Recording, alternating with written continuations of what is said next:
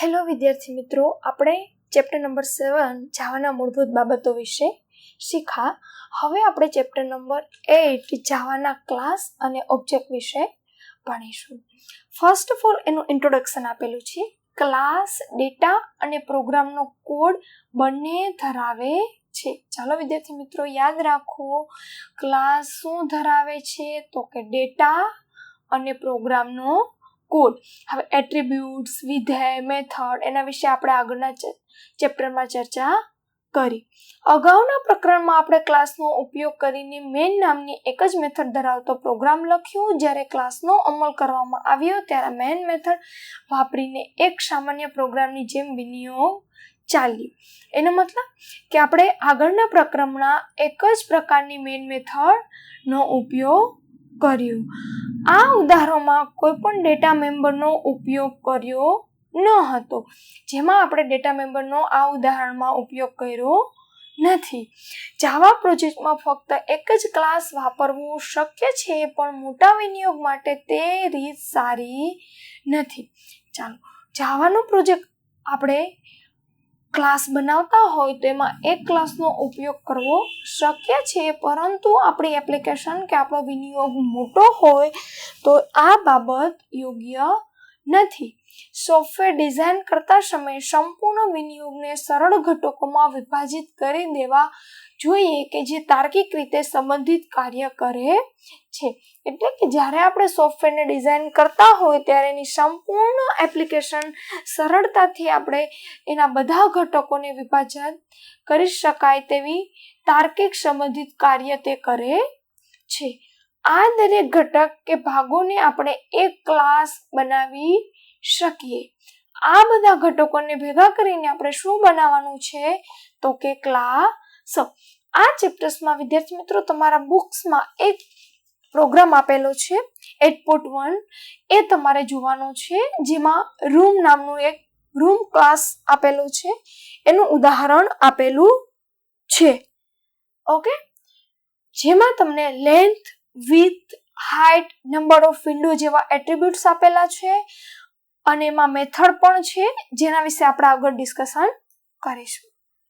ચાલો, હવે અહીંયા સાઇટનો ઉપયોગ કરીને એક પ્રોગ્રામ આપેલો છે, જેમાં એક કરતાં વધારે ક્લાસના ઉપયોગનું પ્રદર્શન કરવા માટેનો જાવાનો પ્રોગ્રામ છે. અત્યાર સુધી આપણે એક જ ક્લાસનો ઉપયોગ કરી અને જાવાનો પ્રોગ્રામ શીખા. અહીંયા આપણે એકથી વધારે ક્લાસનો ઉપયોગ કરીને તમને જાવાનો પ્રોગ્રામ બતાવ્યો છે. ચાલો વિદ્યાર્થી મિત્રો, ફર્સ્ટ જુઓ, મેઇન મેથડ અહીંયા ધરાવે છે. એક છે ક્લાસ રૂમ. આપણો રૂમ નામનો ક્લાસ છે, જેમાં ફ્લોટમાં લેન્થ, વિડ્થ, હાઇટ અને નંબર ઓફ વિન્ડોઝ જે આપણા વેરિયેબલ છે, સેટ એટ્રીબ્યુટ્સ, એરિયા અને ડિસ્પ્લે નામની આપણી મેથડ છે. હવે બીજો ક્લાસ અહીંયા આપ્યો છે રૂમ ડીમ, જેમાં આપણી અહીંયા મેઇન મેથડ છે, જેમાં આપણે ઓબ્જેક્ટ ડિક્લેર કર્યા છે. જો room R1 equal to new room, એટલે રૂમ 1 નામના આપણે ઓબ્જેક્ટ ડિક્લેર કર્યો છે. એ જ રીતે આપણે રૂમ 2 નામનો પણ ઓબ્જેક્ટ બનાવેલો છે. ચાલો, એનું ડિસ્ક્રિપ્શન તમને અહીંયા આપેલું છે. જુઓ, રૂમ ક્લાસમાં બે ઓબ્જેક્ટ આપણે બનાવેલા છે, R1 અને R2, જેની પૂર્વ નિર્ધારિત કિંમત તેને આપવામાં આવે છે. હવે તો કે એમાં ડિસ્પ્લે નામની મેથડ છે, જે ઓબ્જેક્ટની માહિતીને શું કરશે વિદ્યાર્થી મિત્રો? ડિસ્પ્લે કરશે. હવે સેટ એટ્રીબ્યુટ નામની મેથડનો અમલ કરીને R1 અને R2 ના એટ્રીબ્યુટ્સમાં આપણે શું કરવાનું છે? ફેરફાર. એટલે સેટ એટ્રીબ્યુટ્સ અને ડિસ્પ્લે એ આપણી મેથડ છે. R1 અને R2 આપણા ઓબ્જેક્ટ છે અને બંને ઓબ્જેક્ટની નવી માહિતી પ્રદર્શિત કરવામાં આવશે, જે આપણે ડિસ્પ્લે નામની મેથડમાં કરશું. હવે જાવામાં ક્લાસ વિશે વિદ્યાર્થી મિત્રો આપણે આગળ પણ જોઈ લીધું. પાછું એનું રિવિઝન કરો. ક્લાસ એ એક સમાન લાક્ષણિકતા ધરાવતા અનેક ઓબ્જેક્ટનું એક માળખું છે. યાદ રાખજો એની ડેફિનેશન. ક્લાસ એ એક સમાન લાક્ષણિકતાઓ એટલે કે લક્ષણો સરખા છે પરંતુ અનેક ઓબ્જેક્ટ એટલે એકથી વધારે ઓબ્જેક્ટનું માળખું છે. એટલે વિદ્યાર્થી મિત્રો ક્લાસમાં એના લક્ષણો બધા સરખા છે પરંતુ ઓબ્જેક્ટ કેવા છે તો કે અલગ અલગ, એ બધાનું એક માળખું એટલે ક્લાસ. અહીંયા આપણે રૂમ નામના ક્લાસનું ઉદાહરણ આપેલું છે. ચાલો હવે તમને ક્લાસ ડિક્લેર કરવા માટે એની સિન્ટેક્સ આપેલી છે. Class, class name, curly bracket start, variable, method અને ક્લાસ ઓવર. ચાલો હવે તો કે ક્લાસમાં બે ઘટકોનો બનેલો છે. પહેલું છે એટ્રીબ્યુટ્સ અને બિહેવિયર. ઓકે, તો એટ્રીબ્યુટ્સને ક્લાસમાં ચલથી વ્યાખ્યાયિત કરવામાં આવશે. એટ્રીબ્યુટ્સને આપણે ચલ અથવા તો વેરિયેબલ તરીકે ઓળખશું, જ્યારે બિહેવિયરને ક્લાસમાં મેથડથી વ્યાખ્યાયિત કરવામાં આવશે. એટલે બિહેવિયર એટલે આપણી મેથડ. તમારે બુક્સમાં પ્રોગ્રામ જોવો વિદ્યાર્થી મિત્રો. રૂમ નામના ક્લાસ આપણે ડિક્લેર કર્યો છે. હમણાં આગળ જ આપણે એના વિશે ચર્ચા કરી. તેમાં length, with, height, number of window નામના ચલથી આપણે વ્યાખ્યાયિત કરી છે, જે આપણા વેરિયેબલ છે. સેટ એટ્રીબ્યુટ્સ, ડિસ્પ્લે એરિયા એ આપણી મેથડ છે અને જે આપણે રૂમ છે એ આપણું ક્લાસનું નામ છે. ચાલો હવે જ્યારે આપણે ઓબ્જેક્ટ બનાવીએ છીએ ત્યારે અમુક પ્રકારના પગલાં આપણે અનુસરવા પડશે. એમાં તમને 3 પગલાં આપ્યા છે વિદ્યાર્થી મિત્રો, ખાસ યાદ રાખજો, વારંવાર MCQમાં પૂછાય છે. એમાં પહેલું છે ડિક્લેરેશન. ક્લાસને, વેરિયેબલને, વાક્ય રચના, સિન્ટેક્સ સાથેનો ક્લાસ પ્રકારનો ચલ ઘોષિત કરવામાં આવે છે. પહેલો ભાગ છે ડિક્લેરેશન, જેની વાક્ય રચના છે વિદ્યાર્થી મિત્રો ક્લાસનું નેમ આપવાનું અને વેરિયેબલનું નામ આપવાનું. બીજું છે ઇન્સ્ટન્સિએશન, મેમરી ફાળવીને ઓબ્જેક્ટ બનાવવા માટે ન્યૂ ચાવીરૂપ શબ્દ.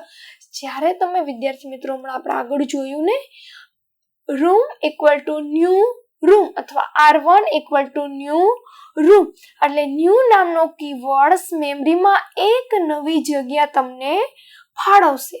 ઇનિશિયલાઇઝેશન, નવા બનાવેલા ઓબ્જેક્ટને કિંમત આપવા માટે કન્સ્ટ્રક્ટર કોલ કરવામાં આવે છે. એનો મતલબ કે બનાવેલા ઓબ્જેક્ટમાં જ્યારે તમારે કિંમત આપવામાં આવશે ત્યારે ઇનિશિયલાઇઝેશનનો ઉપયોગ થશે. જો વિદ્યાર્થી મિત્રો નીચે તમને એક એક્ઝામ્પલ આપેલું છે. રૂમ નામનો આપણો ક્લાસ છે. ઓકે, એમાં રૂમ બરાબર R1 એટલે ચલને ઘોષિત કરવાથી ઓબ્જેક્ટ બનતો નથી. આ મુદ્દાઓ આપણે યાદ રાખવાના રહેશે. એનો મતલબ જ્યારે આપણે વેરિયેબલ ડિક્લેર કરી લઈએ એટલે એ ઓબ્જેક્ટ બની જતો નથી.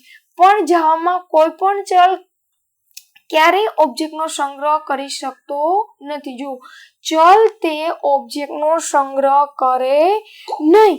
ક્લાસ પ્રકારના ઓબ્જેક્ટ વડે ઘોષિત કરેલો ચલ ફક્ત ઓબ્જેક્ટના નિર્દેશનો સંગ્રહ કરે છે. આથી ક્લાસ પ્રકારના ચલનો નિર્દેશ ચલ પણ કહેવામાં આવે છે. એટલે R1 એ નિર્દેશિત ચલ છે. જો એમાં ન્યૂ નામનો આપણા કીવર્ડ વડે આપણે એને વ્યાખ્યાયિત કરશું, એનો મતલબ કે પ્રક્રિયક ન્યૂ ઓબ્જેક્ટ માટેની મેમરી ફાળવશે અને ભવિષ્યમાં તેનો ઉપયોગ કરી શકાય તે માટે ઓબ્જેક્ટનો સ્થાનાંક એટલે કે એડ્રેસ પરત કરશે. જે રેફરન્સ મેમરીનો સ્થાનાંક છે, જ્યારે ઓબ્જેક્ટનો સંગ્રહ કરેલો છે હકીકતમાં મેમરીનો ખાસ ભાગ છે, જેને આપણે હીપ તરીકે ઓળખવામાં આવશે. ચાલો વિદ્યાર્થી મિત્રો શોર્ટલી આપણે વસ્તુ સમજી લઈ. તમને એટલી વસ્તુ સમજાવવામાં આવે છે કે જ્યારે તમે ઓબ્જેક્ટ બનાવો છો ત્યારે મેમરીમાં એક એડ્રેસ સ્ટોર થશે, બરોબર. જે એડ્રેસને આપણે રેફરન્સ મેમરીનો સ્થાનાંક એટલે એડ્રેસ આપીશું, જે આપણે મેમરીનો એક ખાસ ભાગ છે, જેને આપણે હીપ તરીકે ઓળખવામાં આવશે. ચાલો હવે પછી તમને એક્ઝામ્પલ આપ્યું છે. જુઓ, R1 બરાબર ન્યૂ રૂમ. જો હવે આપણે અહીં કોન્સ આપણે અગત્યના નથી, તેને છોડી દઈશું. એટલે જુઓ, આપણે કોન્સ પૂર્વ નિર્ધારિત કન્સ્ટ્રક્ટરને કોલ કરશે, જે પૂર્વ નિર્ધારિત કિંમત વડે ઓબ્જેક્ટના એટ્રીબ્યુટ્સની પ્રારંભિક કિંમત તેમાં મૂકશે. એટલે કે r1 બરાબર ન્યૂ રૂમ. એટલે r1 માં આપણે આ ડેટા સંગ્રહ થતો નથી, પરંતુ r1 ઓબ્જેક્ટનો ફક્ત સ્થાનાંક જ ધરાવે છે. એનો મતલબ ખાલી મેમરીમાં એનું એ એડ્રેસ જ સ્ટોર કરશે. સેમ ટુ સેમ એ જ રીતે room i2 equal to new room. r2 મેમરીમાં સ્થાનાંક ધરાવે છે, જ્યાં આપણો નવો ઓબ્જેક્ટ સ્ટોર થશે. જો આ એક્ઝામ્પલ આપેલું છે વિદ્યાર્થી મિત્રો, r1 અને r2 આપણા બે ઓબ્જેક્ટ બનાવેલા છે, બરાબર. હવે એમાં આપણે રૂમ નામનો ક્લાસ છે, બરાબર. એમાં length, width, height, number of window આપણા વેરિયેબલ છે. અહીંયા આપણે એની કિંમત આપેલી છે, બરાબર. એટલે r1 અને r2 આપણા ઓબ્જેક્ટ છે, આ આપણા વેરિયેબલ છે. જુઓ, જાવામાં જ્યારે ઓબ્જેક્ટ પછી જરૂર, જો હવે આપણે પહેલા r1 અને r2 ને ઓબ્જેક્ટ બનાવી લીધા, પરંતુ જાવામાં જ્યારે ઓબ્જેક્ટ તમે બનાવી લ્યો, અમુક સમયે આપણે તેની જરૂર રહેતી નથી. ત્યારે જ્યારે આ મેમરીમાં આપણે જગ્યા રોકેલી હોય છે, ત્યારે એ મેમરી આપણે પાછી વાપરવાની છૂટ આપે છે. ત્યારે જાવામાં ગાર્બેજ કલેક્ટર હોય છે.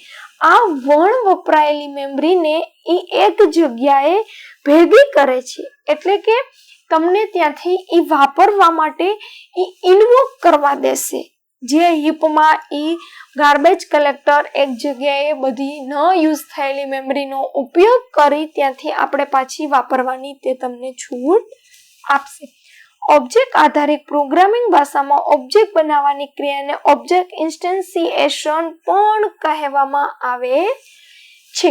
ઓબ્જેક્ટ માટે ડેટાનો સંગ્રહ કરવા માટે મેમરી ફાળવીને ઓબ્જેક્ટનો ઇન્સ્ટન્સ નિર્મિત કરવામાં આવે છે. કોઈ ક્લાસને જે ઓબ્જેક્ટ ભાગ હોય છે તેને ક્લાસનો ઇન્સ્ટન્સ કહેવામાં આવે છે. ચાલો વિદ્યાર્થી મિત્રો, હવે તમને ઇન્સ્ટન્સ વેરિયેબલ આપેલા છે. જે રીતે ઇન્સ્ટન્સ ક્લાસ છે એ જ રીતે આપણે ઇન્સ્ટન્સ વેરિયેબલ. જો ક્લાસનો દરેક ઇન્સ્ટન્સ ક્લાસમાં ઘોષિત કરેલા ચલના એટ્રીબ્યુટ માટે અલગ અલગ કિંમત ધરાવે છે.